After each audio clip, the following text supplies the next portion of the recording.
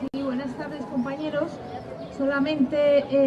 decir que los momentos en los que estamos viviendo, estamos atravesando, estamos recorriendo una línea muy delgada que con mucha dificultad podemos ir en un sentido u en otro con tendencias que pueden ser el principio o el fin del resto de nuestra vida, ¿no? Y entonces, ante eso, pequeñas propuestas que pudieran ser asumidas por muchas personas y obviamente por quienes gestionan nuestros asuntos o quienes deciden y toman las decisiones importantes de nuestra vida, pequeñas propuestas que parecen muy pequeñas pero que realmente tienen muchos efectos y grandes implicaciones, realmente pueden significar un cambio de tendencia importantísimo y probablemente eso que reclamaba el compañero, ¿no?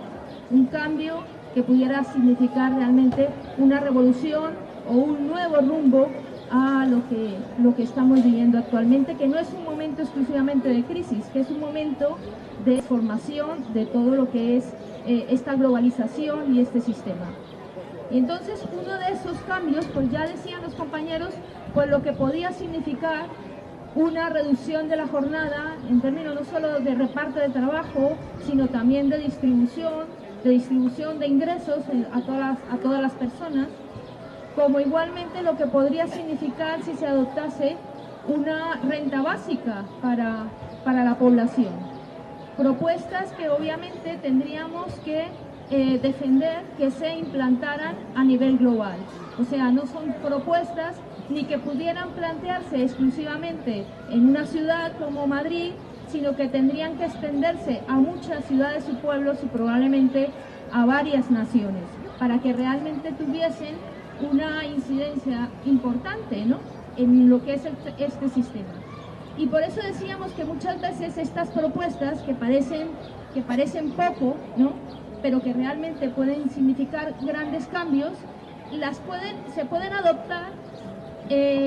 con muy pocos recursos, quiero decir, que no requieren efectivamente tomar el Palacio de Invierno, sino que realmente se podrían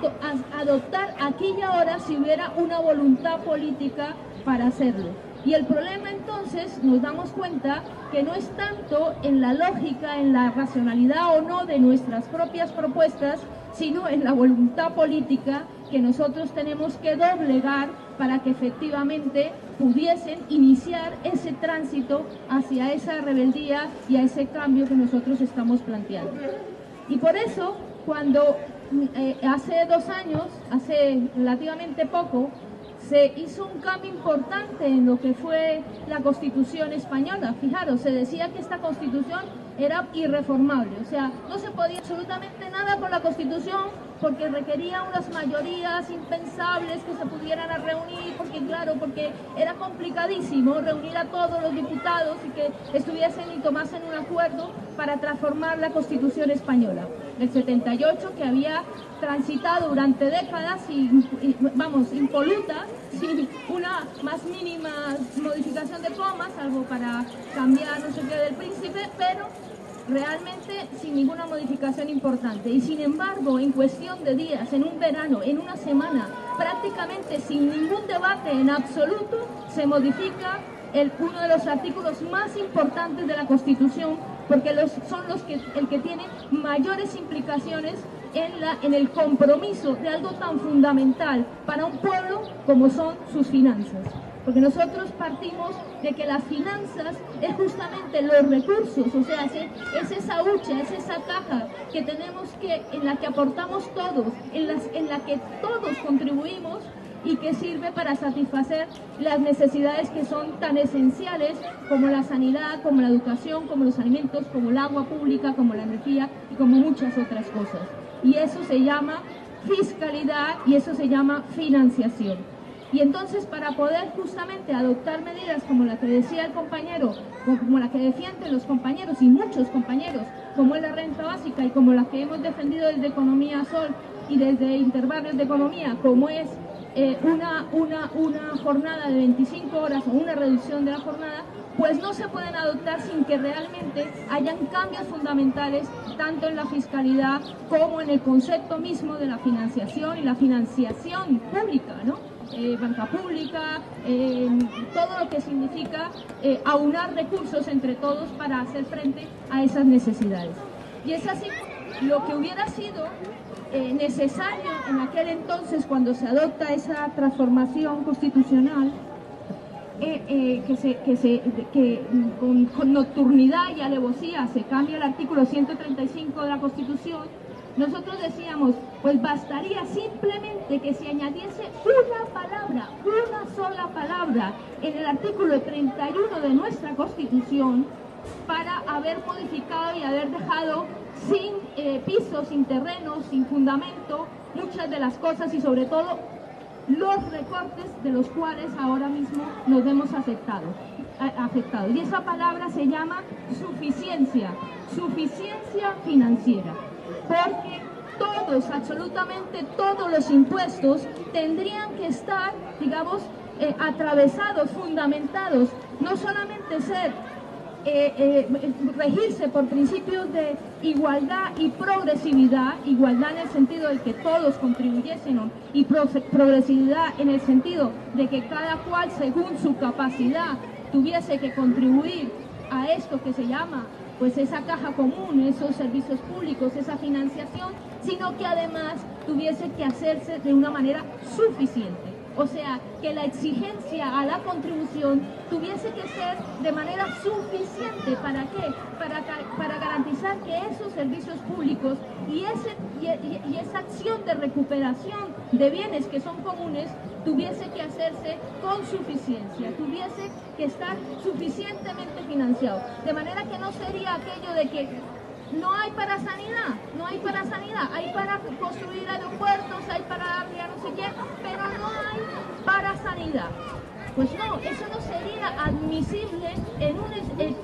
una constitución que hubiese implantado la suficiencia financiera. ¿Por qué? Porque se recaudaría todo lo que fuese necesario para garantizar esa suficiencia. Y entonces nosotros planteamos ya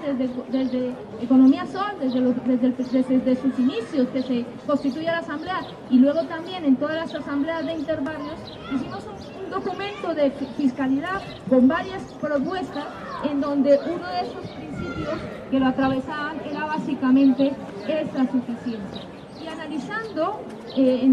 analizando con personas que trabajan en Hacienda y que conocen, y con sindicatos y con trabajadores que están en las oficinas que se ocupan de hacer estas recaudaciones, nosotros veíamos que la mayoría de los impuestos que están implantados y los que realmente crecen y se desarrollan son los impuestos más injustos. De hecho, uno de los impuestos menos igualitarios, menos progresivos y que desde luego no garantizan ninguna suficiencia, que es el IVA. El IVA, por ejemplo, es uno de los impuestos, bueno, es el impuesto menos progresivo de los que existen, porque no solamente es que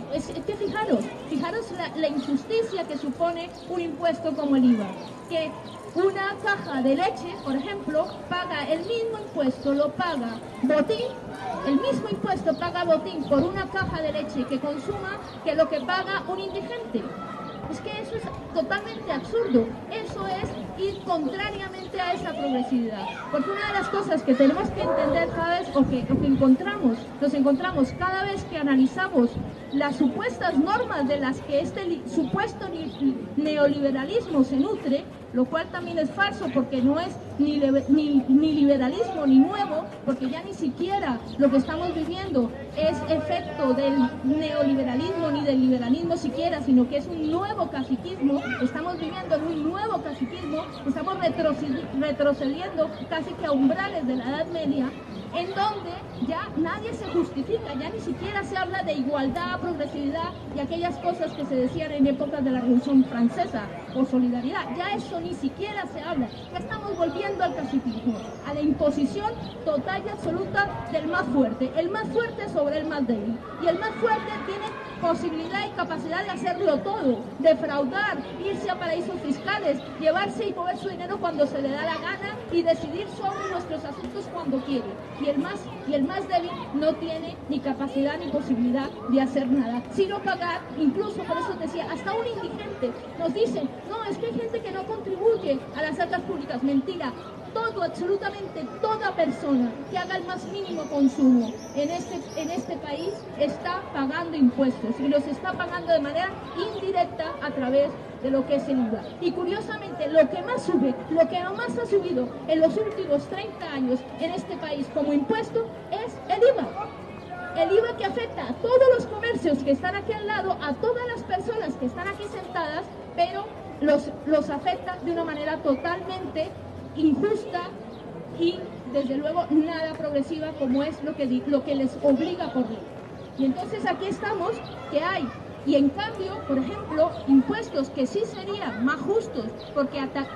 irían justamente a gravar lo que son las grandes fortunas, irían a gravar y a fiscalizar todo lo que son los grandes aferros, las grandes fortunas, pues esos se han ido reduciendo y se han reducido paulatinamente. Fíjate, nosotros encontramos que ya en los años 70, en el año 77, el IRPF baja un 66%, y luego baja en el 2007 un 43% de lo que ya había. O sea, ya estamos bajo los mínimos de los mínimos del IRPF, por no decir que han desaparecido los impuestos al patrimonio, impuestos de sucesiones y otra serie de impuestos que han ido desapareciendo y que eran justamente esos los que gravaban directamente a las grandes fortunas y directamente a los que tenían propiedades y los que desde luego tendrían que estar contribuyendo más a esta caja común. Bueno, pues todo eso para decir que nosotros tenemos una propuesta y que no la voy a repetir aquí porque es un poco, nosotros hablamos tanto de lo que es el impuesto del IRPF, una tributación a las rentas de capital, obviamente una racionalización del IVA, porque no tendría que imponerse de la forma como se está haciendo, la eliminación de exenciones que están actualmente aplicándose fundamentalmente a las grandes fortunas, la eliminación de las ICAP, que son un tipo de sociedades que permiten la evasión, porque ya prácticamente ya no es elusión, sino evasión directamente de los impuestos, pero además le llaman elusión porque ni siquiera incumplen la ley, porque es que la ley les está permitiendo, como se hace a medida, les está permitiendo que solamente contribuyan al 1% algunas de esas sociedades creadas específicamente para ello, para que las grandes fortunas coloquen allí sus dineros, los gestionen a través de este tipo de sociedades y pagan al 1%. Nosotros estamos pagando el IVA al 21%, los trabajadores pagamos, digamos, progresivamente entre el 20 y el 30%, y resulta que ellos pagan al 1%, ¿no? Luego tenemos como propuesta también la recuperación plena de impuestos de sucesiones, de donaciones, de patrimonio, y la recuperación del impuesto, desde luego, de sucesiones y otra serie de impuestos que ahora mismo digamos que son una pérdida para las arcas públicas, como es todo lo que tiene que ver con las cotizaciones sociales, porque a través de subvenciones, que además de las cuales normalmente solamente se benefician las grandes empresas, a través de esas subvenciones que les dan en materia de seguridad social, es como estamos también financiando además a esas grandes empresas, porque ya veríamos si todas estas personas que trabajan en estos pequeños comercios tienen alguna posibilidad de obtener alguna vez una subvención en materia de seguridad social o en materia fiscal. Casi nunca tienen posibilidad ni acceso a gestionar una mínima subvención. Todo lo contrario, cada vez más son los problemas que tienen los pequeños comerciantes, los autónomos y toda persona que tiene que iniciar una actividad, obviamente porque están en paro, porque les han despedido, porque les han dado una mínima indemnización con la cual esperan y aspiran a poder crear un pequeño comercio, una pequeña actividad, y lo único que tienen son pegas, problemas, impuestos indirectos que están constantemente cobrándoles, tasas y todo tipo de dificultades para poder realizar su actividad. Las cooperativas, vamos, es que no digamos ni eso, es que toda cooperativa ahora mismo se enfrenta solamente a grandes dificultades para poder salir adelante. Y así estamos. Entonces, por eso decía, esto que nosotros estamos proponiendo aquí son banderas de movilización. porque nosotros sabemos que con cualquiera de estas medidas que se están proponiendo, que nosotros iniciáramos, que un gobierno o que quien tuviese la capacidad de hacerlo lo iniciara, ya estaríamos cambiando la tendencia, ya estaríamos originando un proceso y un movimiento verdaderamente rebelde y revolucionario. Bastaría con tan poco. Si lo ves, si vemos lo que han hecho en otros países, en países en Latinoamérica y tal, han sido las pequeñas reformas las que han de alguna manera identificado cuando un gobierno realmente está con el pueblo y cuando no. Y cuando ves y analizas qué es lo que han hecho, pues han tomado medidas absolutamente racionales, medidas muy simples, muy pequeñas, que sin embargo han supuesto ya de suyo una gran rebeldía, un gran cambio para su sociedad. Y estas son el tipo de medidas que nosotros estamos proponiendo y que se podrían adoptar aquí y ahora, solamente con capacidad política. Por eso nosotros lo que queremos es desnudar realmente a ese monarca que anda por ahí vendiéndonos la moto de que no se puede hacer nada, de que todo es imposible, de que realmente no hay dinero para nada, y es absolutamente falso. Falta voluntad política para hacer los cambios, y con muy pocos que se hicieran, simplemente podríamos empezar a transformarlo todo, transformar nuestra realidad. Muchas gracias, compañera. Sí, buenas tardes, compañeros. Solamente, decir que los momentos en los que estamos viviendo, estamos atravesando, estamos recorriendo una línea muy delgada que con mucha dificultad podemos ir en un sentido u en otro con tendencias que pueden ser el principio o el fin del resto de nuestra vida, ¿no? Y entonces, ante eso, pequeñas propuestas que adoptase una renta básica para la población. Propuestas que obviamente tendríamos que defender que se implantaran a nivel global. O sea, no son propuestas ni que pudieran plantearse exclusivamente en una ciudad como Madrid, sino que tendrían que extenderse a muchas ciudades y pueblos y probablemente a varias naciones, para que realmente tuviesen una incidencia importante, ¿no?, en lo que es este sistema. Y por eso decíamos que muchas veces estas propuestas que parecen poco, ¿no?, pero que realmente pueden significar grandes cambios, se pueden adoptar con muy pocos recursos. Quiero decir que no requieren efectivamente tomar el Palacio de Invierno, sino que realmente se podrían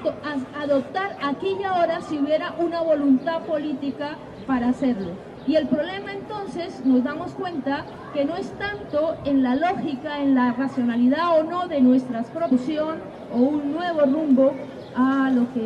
que estamos viviendo actualmente, que no es un momento exclusivamente de crisis, que es un momento de formación de todo lo que es esta globalización y este sistema.